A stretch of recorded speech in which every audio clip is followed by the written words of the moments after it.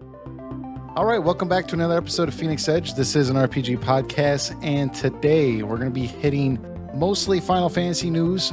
Recently, Square announced that Final Fantasy VII Remake is going to make an appearance at their closing ceremony for the 30th anniversary, and there's some details regarding that we're going to talk about and just give our feelings on that. And then also, Final Fantasy XII, the Zodiac Age. In February of this year, we're going to have a PC port of Final Fantasy XII. I expected it at least for not until like another few years, so that's pretty surprising to me. Also, we do have our typical segment that we usually are starting to begin with on what we've been playing. But other than that, well, actually, before we start on that, if you're listening to this on iTunes or whatever podcatcher, you can catch the video version of this on YouTube. So just type in Phoenix Edge RPG Podcast, and you'll come right up. You can see Eric and me and all our glory here on YouTube.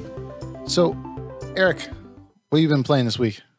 What I've gotten more Terra Enigma done, but I decided to do a little sidetracking also, and I decided to play the PS4 HD remaster of Okami. Huh. You know, I actually have that game on the PlayStation 2, and I've never played it. I think what happened was somebody left it at my house or something, and I don't know. I just never played it, and they never asked for it. I didn't even realize they did it for like a year. It was just in some case, like sitting back by my TV. So I looked it up though, and it's supposed to be like a really good game. Everywhere I look, it says 9 or 9.5 out of 10. So is it living up to the hype so far?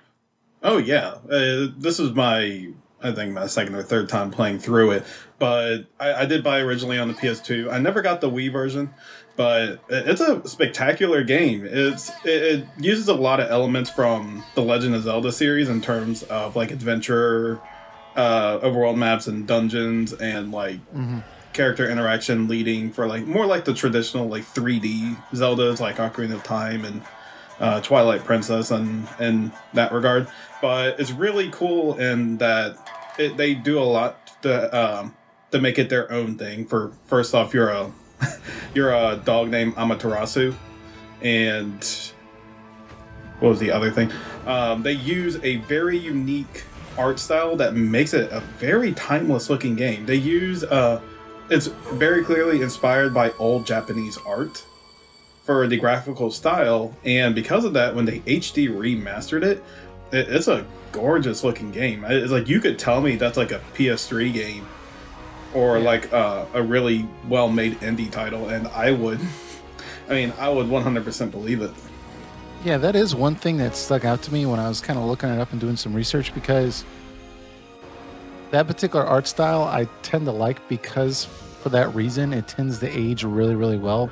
It seems like, because when they go for this hyper-realistic look, okay, well, that looked great in 1999, but in 2005, it looks horrible, So when they go for a more artistic approach, I think you're right. It just looks a lot better and holds that look for a greater amount of time. Yeah, that's why I'm more of an aesthetics man than a realistic one. I mean, I like realistic graphics as much as the next person, but you really appreciate ones that can stand the test of time, like Wind Waker, like a lot of Zelda games. Wind Waker, Skyward Sword, Breath of the Wild. I mean, these games are still going to look really good 10 years from now. And Okami's the same thing. It just shows. That game came out in the PS2 era, and they have an HD remaster for the PS4 that's well over 10 years.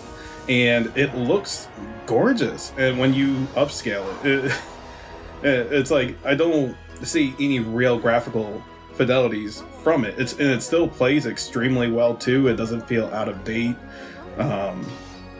and it's just a fantastic game. I can't recommend it enough. It's only $20 if you have a PS4 or PC. I heard it's on PC also. You can buy the game on that for $20, and I mean it's a pretty big adventure and definitely worth that money. Very cool. This week, what I've been playing, I played a couple of hours of Xenoblade, the first one, but man, that's a good game, dude.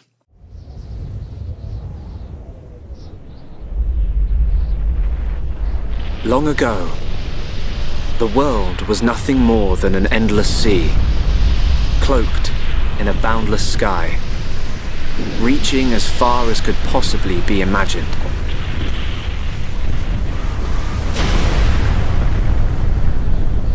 Then two great titans came into existence.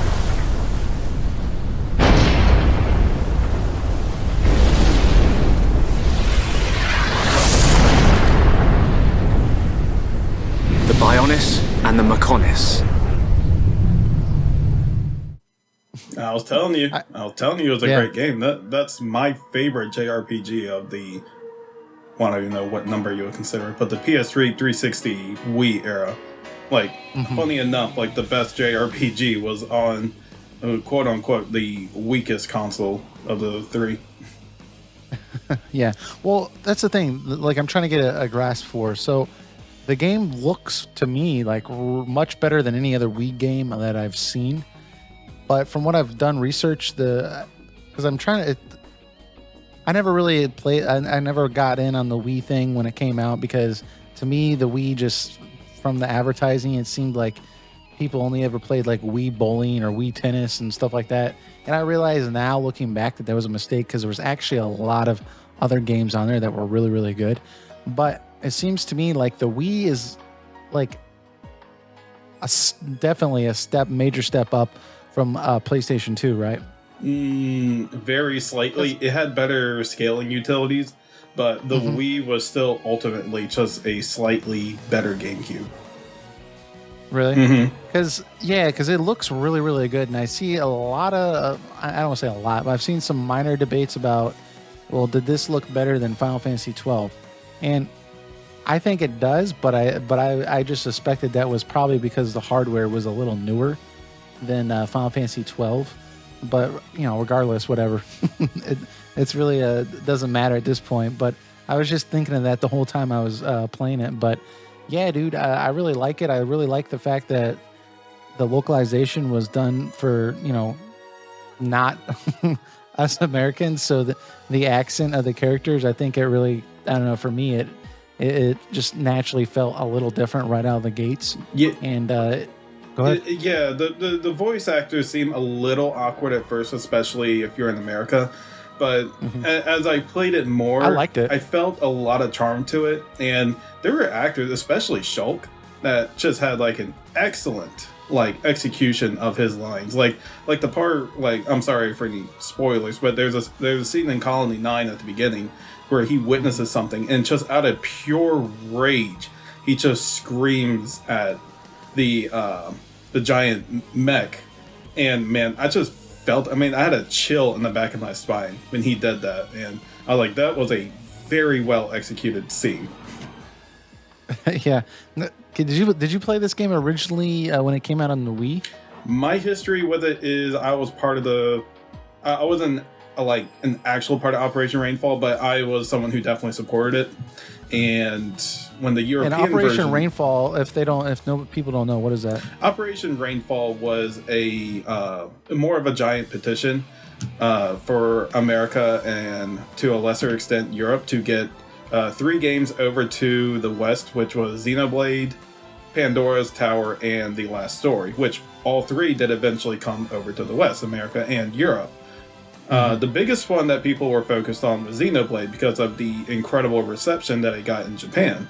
And Nintendo was hesitant to do it, but Europe caved in first and brought it over, and they are the ones who localized it. And they released it, and I told myself, I have got to get this game. I don't care how. So I ordered it, the European version, and it came in, and there's one thing I had to do to get it working, and I've never done this to any of my consoles before. But I actually modded my Wii just enough that I could play PAL region games on my Wii. And I did that for Xenoblade and The Last Story before it came out. Both eventually came out in America. I bet that voided the warranty.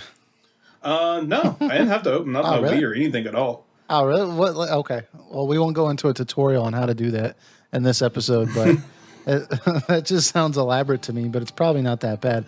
I just imagine when I was younger for the PlayStation. People were trying to like mod their PlayStations to play burnt video games and stuff like that, and it was this like elaborate process. So, I did the same thing when I was a kid. My PlayStation 1 had an adapter in the back that would just let you play the Japanese games, and I really wanted to play those Dragon Ball Z fighting games. So,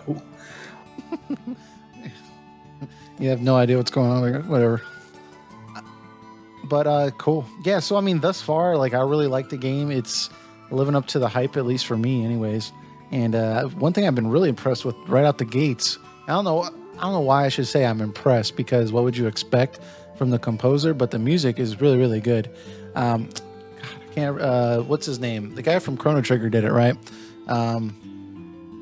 Yes, I feel Sumi like Mitsuda, maybe? I think that's right. I don't know. Someone's going to call me out and say I'm absolutely wrong, but whatever. Go with it.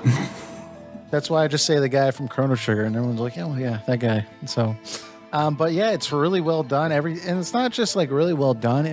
I find that it's the music that is used feels very, very appropriate for what's going on. Even if you're just running around, it feels like it just captures the moment that you're supposed to be experiencing. Whereas other games, which we've talked about, like Final Fantasy XIII, for example, the music will be great. It'll be great, very well composed, top-notch music. But it's just like, why are you playing, this really weird jazz tune while some serious stuff is going on? It's very oddly used. You see that occasionally in video games, but in this game, it seems to use music very, very appropriately, which I really have been digging. So I've been kind of wanting to just get the soundtrack and just listen to that, because it's pretty good. So I've been having fun with that. It's pretty phenomenal. I could listen to that soundtrack all day, especially the battle themes and like ones like Guar Plains, like the daytime version of that. Man, you can listen to that all day. Like, I'm out in the fields and I don't feel bored at all, just because that tune is just keeping me going. Yeah, I know. I was like, man, I want to just like kind of leave this going and just go do something else and just have that playing in the background. So but I'm pretty sure I can get the soundtrack somewhere on YouTube or just buy it or something. But very cool. So let's move on. We have our first topic. Let's just cover the first easy one with Final Fantasy XII. Basically, I didn't expect the Zodiac Age, the recent remaster that came out on the PlayStation 4 this year. I expected it to come out on the PC, but I did not expect it to come out so soon. And everything I've seen in the past couple of months, people in general did not expect it for, I think, at least another year or two for some reason. But I just kind of fell in that camp where it just seemed like Square would not put it on the PC for at least until after 15 came out. So I'm really excited about that, because I love Final Fantasy XII, and I really like the Zodiac Age remaster. Aside from the gameplay, at least for me, it felt much easier than the original, and it almost kind of like, just for me anyways, maybe it's because I played it so many times, but the gambit system was pretty much useless for large parts of that game, because in the Zodiac Age, because it didn't matter what you did, because most likely you were just overpowered even if you didn't try to grind.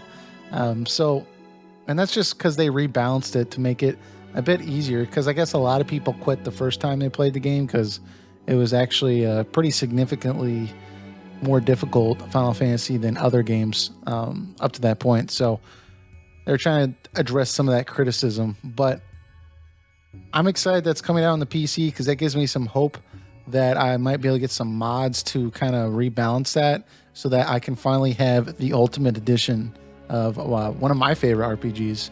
Do you have any, like, what are your thoughts on the PC port? I kind of expect it to come within a year's time. If it's anything like the Final Fantasy X remaster, that did come out within a year's time also for the PC version. I didn't expect it for them to announce it and let it and going to be out the next month. That's a little out of character for them. But yeah, I mean, it's a pleasant surprise. I mean, they got these features to upscale it more and higher frame rate, so PC lovers will enjoy that. In terms of the game itself, when I played it on the PS4, it's my sentiments exactly. It's It looks beautiful in HD. They did a good job upscaling it. The additions from the international version are well welcomed in it. My gripe with it definitely was that the game was made tremendously easier, just from the fact that you had two jobs you could put on a character instead of one that was in the original international version. Ugh, I mean, that's a lot to say. Original international, but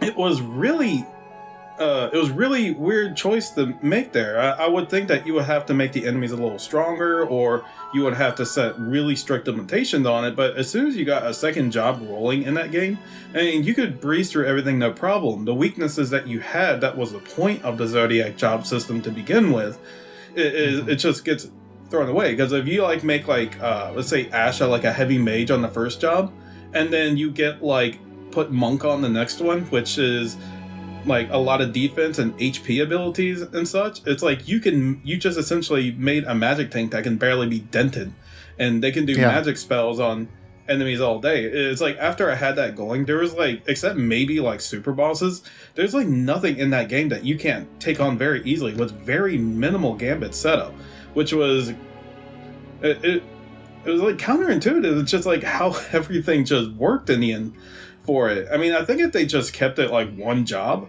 it would have been better than, and not break it. Or either that, you should have made a normal version and a hard mode to begin with. So, veterans of the series could still have challenge in the game. It's after that second job is implemented, it's smooth sailing. It's easy sailing. Yeah, and that's the biggest thing, because a lot of people that were Final Fantasy fans did not pick up Final Fantasy XII. I mean, it didn't sell horribly like people say. I think it sold about 5.5 million copies, which is, lower than some of the other ones. So a lot of people missed out on Final Fantasy XII because they either heard bad stuff about it because, they took out the turn-based system or whatever the case, or they picked it up and they tried it, but at that point in time, they were just too locked in on what Final Fantasy was, and they just did not want it to change at all. So they didn't really give it a chance. So I was super excited, and I was telling other people that, didn't really give it a chance, hey, PS4 Remaster's coming out, you should check it out. And, I know a lot of people that never played it really, and they were looking at this remaster, getting hyped to play it. And then they pick it up and they're like, I don't know what the big deal is about this job or this battle system. This game's too easy. You get to change the AI of your characters, but they're like, I only have 2 or 3 gambits set up the whole game, and I can just blast through it. And I'm just like, dude, it is not like that at all. in the first one, that's actually, in my opinion, one of the most difficult Final Fantasies. So I was really, really disappointed that they did that. So, and it's kind of weird they didn't even add really a hard difficulty. I know on this they did add a version where you can go through the game without getting experience, which, okay, that is a hard mode, but that's I don't want that hard. I just want the original difficulty. I don't want to go through the entire game at level 1. That's more of an artificial difficulty than an actual game balance one. Yeah, so I mean, and I know a lot of people that are hardcore Final Fantasy XII fans, they like that type of stuff because, apparently you have to get really creative in how you defeat bosses when, you're pretty much one-hit KO.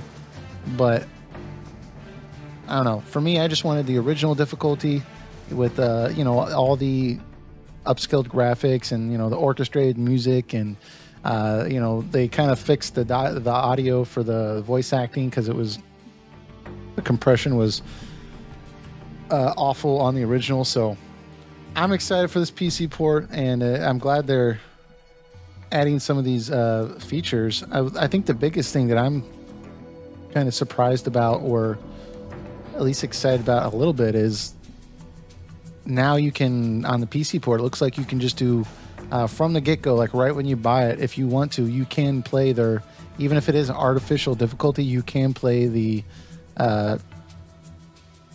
play from level 1, the difficult mode or the hard mode. you can play it right from the beginning of the game, whereas before, I think you had to beat the entire game before it would give you the option. So it looks like they listened to some fans a little bit for that. So they're probably like, oh, the modders are going to unlock it anyways. Might as well give it to them now. Yeah. So I don't know, but dude, honestly, like I'm excited for this. I was actually surprised how excited I was when I saw this because I was like, wait, that's next month. It's coming out next month. Like that. I actually think I'm going to buy it again, even though I just bought it over the summer. I'm probably going to buy it on the computer. I know it's not going to make any sense for me to buy it now because, I'm probably not going to play it until, there's some actual like decent mods out there for it to fix some of the issues. But I don't know, man. I'm actually kind of excited. I hope Square continues to do this stuff where it's like, oh yeah, here's this new game that you want or this additional release that you want. Oh, it's coming out next month. Yeah. That's the way to do it. Don't feel too bad. I got 5 ports of the same game like over here. Like I got plenty of them like that. So if you enjoy the game and wanted to play it in different ways, by all means, your money, go do it. Yeah, I mean, look, I got let's say like Final Fantasy X, right? I have 2 copies on the PlayStation 2, then I have a copy on the PlayStation 4, then I have a copy on my PC, and I don't know why I have so many copies. Because once you get the PC version, you really don't have any reason to play any of the others, unless you just want to sit on the couch. But I just like collecting that stuff. Did you get the collector's edition when you got the Zodiac Age for the PS4? You mean that one with all the judge helmets? Yeah. Nope, I didn't. I got the Steelbook edition. It costs way too much on the Square Enix store to consider it, and I probably wouldn't have much room for it regardless. Yeah, if anybody's curious, you could get like a special edition of Final Fantasy XII, the Zodiac Age, for the PlayStation 4, and it would come with, I think it was the Steelbook, and then it would also come with like some of the judges, which are these characters in that game, and it was like these busts you could put on your desk. They looked really cool, and I was very tempted to get it, but I think it was like something obnoxious. I think it was like $200 or something like that. But I did see that they're going to be doing that again for this version coming out next month, and it's a little bit lower. It's a $140, but even then, man, that's because I'm going to be buying Secret of Mana next month too. Like I'm not going to spend $140 just to get the judge thing. Yeah, it's more luxurious than anything. Doesn't make my gameplay experience any better staring at the helmets. If you got money to waste, I'm sure they're fine, high quality. Square Enix is usually known for making pretty nice collector's editions, but if you just want to play the game, staring at those helmets are not going to do anything for you. Yeah, so I don't know. I'll just get the one on, I guess, on Steam. So, but yeah, dude, I'm excited. Did you have any thoughts with that? No, not much to it. If Final Fantasy XII in general is a great game, despite the the game being much easier to the point that it's almost laughable, is very much a thing. But there's still a lot more enjoyment in the game to be had. I can't recommend it enough. It's a great game, has awesome art direction, great voice acting, well executed scenes. Gameplay is still fantastic regardless of difficulty. And if you've never played it before and you have a PC, it's coming out, definitely grab onto it. Yeah, I would say give it a couple hours to get started because the game tends to, it's really weird how long it takes before it lets you actually fully use the battle system. It's not as bad as Final Fantasy XIII where it's like 20 hours before you can do everything, but it does take a little while before it lets you do everything. But I think this version's a little bit better. It gives you gambits a little bit earlier. Right when you get access to a shop and gambits, you can buy all the gambits in the game, which I kind of don't like, but it does make it a little bit easier. So there's little things like that. So yeah, it's a good port. So I'm excited for it. But moving on to our probably biggest topic, I would imagine, for anybody watching this, Final Fantasy VII Remake. It's been pretty quiet lately. We haven't really had any news in a very long time, other than I think the last thing we really heard was that Square was taking back Final Fantasy work being done on the Final Fantasy VII Remake from CyberConnect 2, I think it was. Mm-hmm. And they're taking it back from them and saying, hey, no, we're going to work on this game completely in-house. Before they were outsourcing it or parts of it just to get it done faster. But Square said, hey, this isn't being done to the level that we want it done or how we want it done. And we're just going to make this game in-house like we always done or always did. So it's been suggested that this is going to delay the project a little bit longer than they probably intended. So we haven't really heard anything about that. And the only thing I saw recently was an interview with Katase, who said they were asking him about like his plans for the 7 remake in 2018. And he said, yeah, the plans are for 2018 to be comfortable. And then he just like, that was it. And like, no one knows what that means. Oh, Square Enix, they love being vague about everything. So, can't be surprised by a comment like that. Yeah, they're like, do you mean development cycle comfortable? Do you mean like you want fans to be like, what is? Please look forward to it. Yeah. But Square did say on January 22nd of this year, so that's coming up, that they're going to have a closing ceremony for the Final Fantasy 30th anniversary.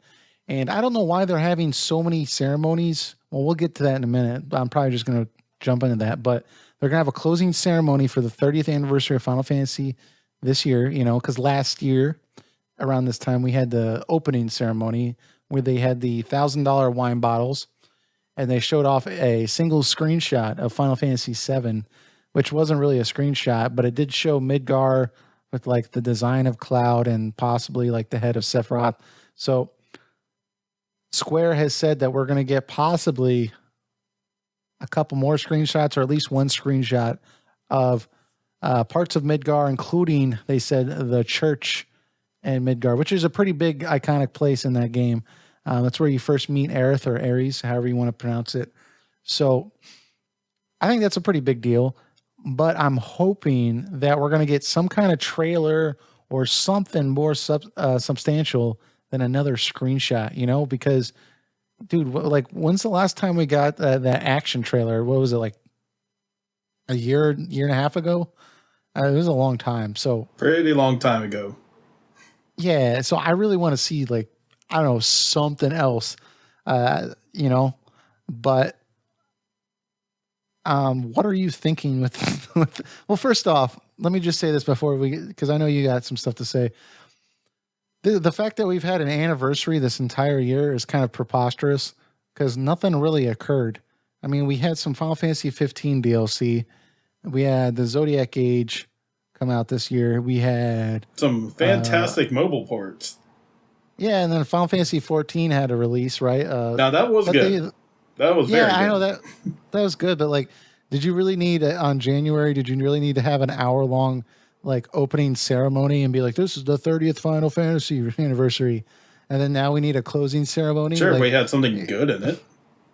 Yeah, but like, dude, they said for this year that like this was going to be a year for the fans, and like they didn't do anything, But now we're having a closing ceremony, which I did not expect at all. I thought like, okay, thank God we're done with this ceremony business. But so I think it's kind of at this point hilarious because I don't know what they're going to talk about. Like at this closing ceremony, they're just going to waltz up there and be like, all right, here's a screenshot and thank you. I don't know. But the thing is, Square Enix just treats Final Fantasy like a brand now. Like, like Disney and Lucasfilm treat Star Wars like a brand now. It's, over time, it's just, I mean, I love Star Wars and I love Final Fantasy, but their meaning is becoming less and less every year because they got to do like 20 things for the year, and most of it not relevant to the main series at all. So, it just feels like the series brand is just getting degenerated every year because they need to put freaking Final Fantasy themed Dixie cups on things. And it's, I don't know how to best put it in a word. It's just, the brand doesn't feel as meaningful as it used to back then. I mean, I used to be excited if anything Final Fantasy related came on anything outside of the main series. But now we get like 20 mobile titles with Final Fantasy written on it, and then we get like all these spin-off titles that don't really call out for the series, and it's more of just there to sell stuff. And I can just see 10 years from now, it's just gonna be like Star Wars, where you just see like a whole toy section dedicated Final Fantasy to it. I mean, maybe that's just me, the nostalgic fanboy, just crying out. But the quality of your series feels like it's going to dip when you put more than you should in it. Mm-hmm. And the 30th anniversary was just kind of a reminder of this is just how we treat the brand by making a $1,200 wine bottle and just write Final Fantasy on it. Yeah, and they had, I don't know, they had some other stuff too. I think they had like you could get a fork that was kind of like the fork that Kina or Quina or whatever from Final Fantasy IX. That was kind of like his weapon, and you could use that to eat your noodles with. I mean, the bistro fork. Yeah, they had some stuff. Not really anything that actually I cared about, but yeah, it's pretty terrible. But at this thing coming up, they said they're going to have a Final Fantasy VII screenshot at the very least. I'm hoping they come out and just give us something more than that. Do you think we will? Maybe. Because I can't imagine, dude, they had the thing in January last year, right? And dude, there was so much hype for that. People thought there was going to be a 7 remake trailer, just like, right now. And they did the whole shebang, and pretty much the entire internet erupted with just laughing about it because it was so awful. And people from Square were having to emphasize no. This was just an opening ceremony. It's lasting all year, which I don't know how that makes it any different from any other year because games come out every year, but whatever. They had to, retract some of their statements and everything. It was there was kind of a lash out because of that. So it is really hard for me to believe that they're going to do the same thing again a year later. Well, when you make opening ceremonies like that, you need to go with a bang. You need to give people reasons to be excited. If you're going to tell us that you're going to have a year-long plan for it, you need to tell us what that year-long plan is. You don't come out there with a $1,200 wine bottle in your hand and say, "Oh, we do have exciting stuff coming out this year, but we're not announcing it tonight." We made this big ceremony, making a big deal out of it, and we got nothing to share with you. Okay, we got a mobile DLC. The only thing of note that I remember that actually they showed, because of this they did show a 7 remake picture, but it wasn't a screenshot. It was just some graphic, right? So it was like Cloud looking over Midgar or something like that. Yeah, so the only thing we actually got, I think, was the date for Final Fantasy XII, the Zodiac Age. I think they finally gave the release date for that. And then I think they said they gave a release date for episode Gladio, some DLC. That was the most we got, which was like you said, was not a bang that we wanted, Mm-hmm. I mean, yeah, you could sure announce 14 Stormblood on there also, but I mean, Stormblood was announced in November prior to it, and they didn't show anything new about that either. I mean, Naoki Yoshida even was up there, and he kind of looked dumbfounded. He was like, "Why am I here?" It's I don't really got anything to show. I'm just kind of here to be here. Yeah, so that seems weird. I mean, it seems to me if they didn't have anything to do or show, that they would, wait until maybe towards the summer, and maybe they could scrounge up something to show. But I don't know. The fact that you're having a closing ceremony and they've had an entire year to say, "Hey, Katase, Nomura, come on, you got to do something. You got to show us something. We have to have something to show." So, I mean, the only thing they could do that might get some attention, I could imagine, would be, and this isn't even 7 remake related, if they did a episode Arden, if they just came out with a trailer for that somehow, that might get some news. But outside of that, for the 7 remake, we have to have something. I don't know. I mean, I don't want to. It's weird because if you rewind 20 minutes ago, I was praising Square for not saying anything about the PC port of Final Fantasy XII until a month prior. I'm like, that's good. Don't announce stuff early. Don't show us early stuff. Just, surprise us. I like that. But then here I am now complaining because we might not get any more information with this game. But I think really it's because they're saying it's an exit ceremony. It's like, why are you having a ceremony if you're not going to show us anything? Yeah. So, for the 7 remake itself, I wouldn't doubt there's going to be something. I'm sorry. I won't doubt everything that's coming out next month, but screenshots would definitely be a thing. A bit of gameplay, maybe. If I had to guess, they might show like how you interact in a town, like maybe like Sector 5, like you going from Sector 5 to the church where air grows over flowers, and maybe like show like a situation where like you battle an enemy on the way to there. That's a possibility, but at the same time, I'm sure people have been looking forward to wanting to see how like that Guardian Scorpion fight works in that screenshot they showed. I think they want like a good gist of the battle system, and I have my doubts that Square will show anything like that. It's possible they will. It's kind of hard to say that how they decide to release information is so sparse and so weird. It's like one day they like show like a screenshot, then like next day they'll show like actual gameplay footage and like a trailer, then they just show like screenshots again. And then, like, when the game's about to come out, it's like full-time marketing. Put Final Fantasy on everything. Or, I'm sorry, Final Fantasy VII on everything. Let's make Sephiroth's shampoo and... it's not really Sephiroth shampoo. Yeah, or more the bottom line I'm trying to say is they'll market the hell out of it when it comes out. Same with Kingdom Hearts 3. When those two titles actually do come out, they're going to pull a FF15 and just market it to death. So... they'll do these short little things, and then they'll go out then they'll explode with stuff. Yeah. And I'm sure we will see other things. Like, I'm sure Final Fantasy 15, the Royal Edition, I'm pretty sure they'll probably say that during the 30th anniversary. They'll probably bring up the PC port for Zodiac Age. I'm sure that'll be brought up. And I don't know, maybe just say, hey, for 2018, we have all this more DLC coming out for Final Fantasy 15. And then maybe they'll just close it with a screenshot for Final Fantasy VII Remake. I don't know. That seems pretty lackluster to me. I'm actually hoping for some more. I think, like you said, if they could show just even a little bit of gameplay footage, I think that would go a long way. That would be... that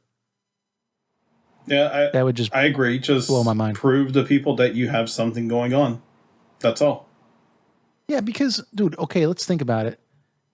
If you have the game that was pretty much in development for 2 years before they pulled the reins back from CyberConnect, right? So if they pulled that back in-house, and did they completely start from scratch again? Something tells me that they didn't start from scratch, right? I doubt they started from scratch, but they had to do over just a few things just to get their own developers on track with how it works. I'm sure at least the assets are well in place, which is definitely something that takes a longer time. But mechanically how things work, I'm sure they had to redo some things, but I'm sure it wouldn't take too long for them to get back on track as long as their developers have a strong understanding of what CyberConnect was making. Right. And it's been just about, or maybe a little less than a year since that was announced. So I feel like they've had time to kind of situate it a little bit. And the fact that the story is people already know what's going to happen. It's not like you're going to be showing us characters that they did with Final Fantasy 15 that end up, not being in the game. It's not like they're going to change Tifa's name to Janet and now she's going to have blonde hair when the game comes out. It's no, we already know who Tifa is, whether Tifa's going to be in the game. You don't have to worry about dramatically things changing. And because we already are fans of the original game, you can show us a lot less than you would have to for a major Final Fantasy release typically, and we would be even more excited. If you just gave us 20 seconds just show us some Vincent or something. Just get crazy. Well, it's mostly on Square Enix PR. Nomura himself has said, I believe he said back around E3 time that he wanted to actually bring like screenshots and footage of the FF7 remake, but Square Enix, like the higher ups and PR, told him that no, the game's not at a point where you can start showing off yet, which is kind of sad to hear. Because again, as we spoke about in the previous one of our previous episodes, is that they announced the game way too early. They announced it in 2015. It's now 2018, and all we have so far are just a few screenshots and one what if like gameplay footage, or like early pre-alpha like test footage of the game is all we have so far in those 3 years. Yeah, so I don't know. Hopefully it's something big. You know, this 30th anniversary ceremony has been if it's been a ceremony in which they're supposed to celebrate all year, you know, I guess I forgot my party hat because I haven't felt like I'm at a party. So, you know, it hasn't been a celebration, but maybe they'll go out with a bang. Maybe they finally have something of note. I mean, the only other thing that I could think of, and this isn't really 7 Remake related, but it's Final Fantasy related, that they could announce that might get a little bit of buzz, is if they finally ported Final Fantasy VIII to the PS4. Not like a Final Fantasy VIII remake, but like the Steam version, if they just put that on the PS4. Because right now you can get the Final Fantasy VII, Final Fantasy IX, and Final Fantasy X, but a lot of fans have been wanting Final Fantasy VIII, so they might announce something like that, which would be kind of cool. But I definitely want something more than that for the exit ceremony. Well, you can play Final Fantasy VIII on the PC. Granted, it is the ICO's made port of FF8. They're the ones who ported it to the PC, which is kind of what the FF7 one was also when they ported that one from... Because the version of FF7 you are playing on your PS4 is actually a port of the PC version, not the PS1 version. Yeah, so there's some tiny differences, not like anything major, but I think I've noticed that it censors out Barrett's curse words a little bit more, and there's a little bit less blood in certain scenes that I've noticed because I've always played the PlayStation version, so I kind of remember that one like the back of my hand. Yeah, and they fixed some of the grammar issues on a couple of places, but go ahead. I will say 7 and 9 are a little easier to character sprite wise, are a little easier to upscale because, you know, for how like their aesthetics are more akin to like you can up-res it and the kind of cartoonish look is fine, but FF8 is like at the time a realistic looking game. But you know, obviously the 3D character models have gone out of date, so if you update those, I'm very sure it takes a lot more effort to get them looking better than they do in 7 and 9, because I don't know if you've looked at Squall's face up close in FF8, but it's not pretty to look at. Yeah. And that's something they're gonna have to fix gradually. On top of that, the junction system, if they port it, I would heavily request that they fix and balance that out, because that was a very unbalanced, very easily broken system, and most people took advantage of it, and that the same thing would happen if they re-released it. Yeah, well, I mean, they just set a new standard with the Zodiac Age. They put in a new job system for that, and kind of even added a further addition that wasn't in the international version. So, I mean, who knows? That would be pretty cool, but I mean, I don't know. I actually have 3 versions. I have the PlayStation version. I bought that game again on the PlayStation 3 store and downloaded it, and then I have a Steam version of it. But yeah, they got to do something for the PlayStation, because if you buy that version on the PlayStation Network, like, dude, it looks horrible, and it's because the game's being played on my HT screen, and it just doesn't look good with the way it's made. Like you said, it went for like a more realistic look.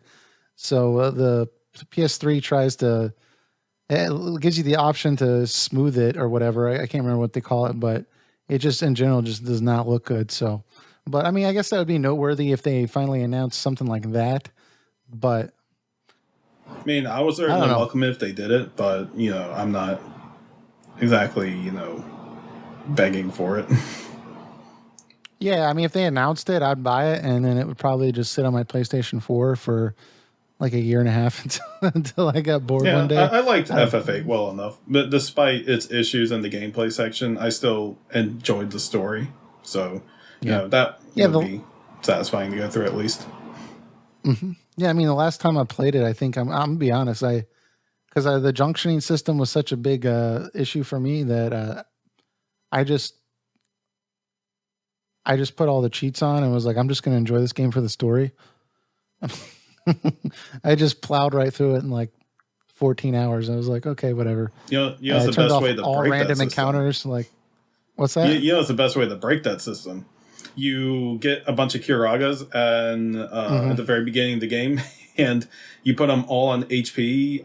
Then you put like all the fires like on your strength and everything, and get like Faragas and stuff, and put that on strength. And I had it so I kept everyone in yellow, because even in the yellow, the enemies are barely putting a dent in you with the magic I have in other areas. So you keep spamming triangle after that on a character, and you can eventually make them do their limit break. Like, all you have to do is change their turns. You don't actually have to use their turn. Just keep acting like you're changing it, and it pulls their limit break out. And I keep Renzo, I think it was called Renzo Kukin, or something like that was called. And like, I would just like destroy every boss that goes past me. It's like nothing can like touch you till like the end of the game. Yeah, it's pretty bad. See, and that's the thing. Like, I never knew that when I played the game. I obviously, as I played it and got further in, I figured out things you could do, but I never realized you could do it that early either.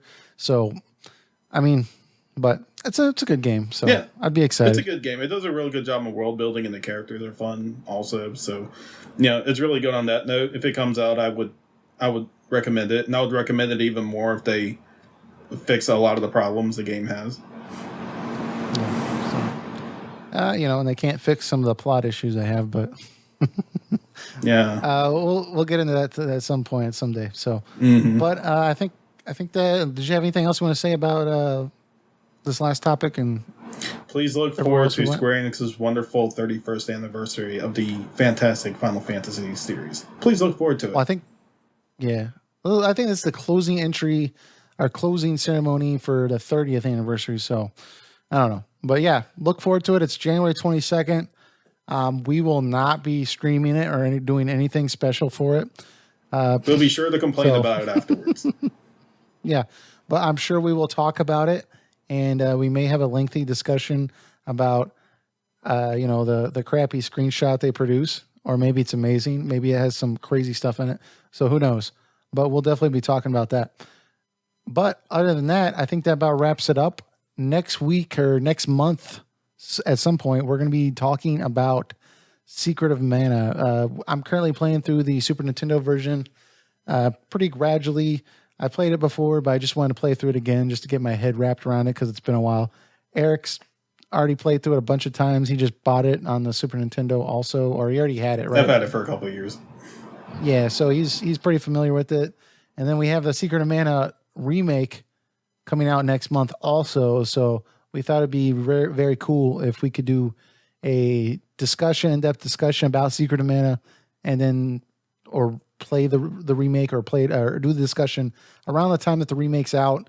I don't know, we still have to talk about that, but regardless, around that time, we think it would be really cool because we'd have that game fresh in our head while we play the remake. So that's kind of what we're going for. So if you want to add any of your thoughts or review or whatever the case may be, go ahead and leave that in the comments at one of these videos.